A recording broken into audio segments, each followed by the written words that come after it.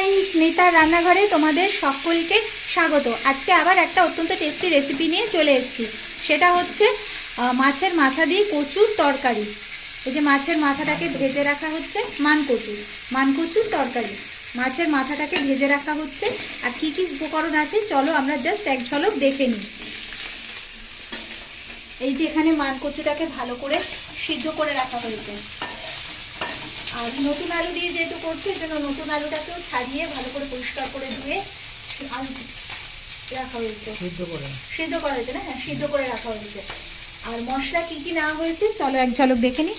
মশলা এখানে আছে, রসুন বাটা দেওয়া হয়নি, রসুন ছাড়াই পেঁয়াজ পেস্ট করে দেওয়া হয়েছে, পেঁয়াজ আর টমেটো পেস্ট করে দেওয়া হয়েছে।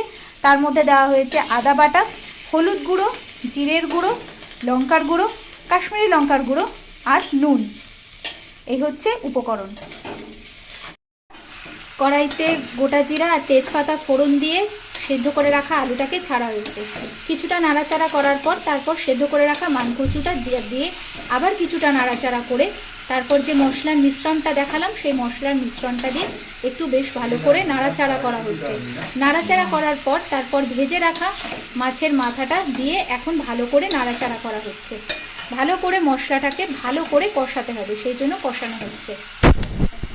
বন্ধুরা, কষানো হয়ে গেছে। কষানো হয়ে যাওয়ার পর মশলাটা যখন পুরো সমস্ত কচু আলুর গায়ে দেয় যখন লেগে যাবে, তখন পাশে গরম জল আগে থেকে রেডি করে রাখবে।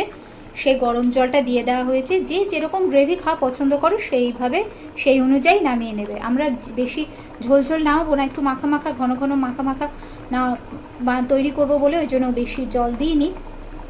যে যেরকম গ্রেভি খাওয়া পছন্দ করো সেই অনুযায়ী মাখা মাখা ঘন হলে নামিয়ে গরম গরম ভাতের সাথে পরিবেশন করো।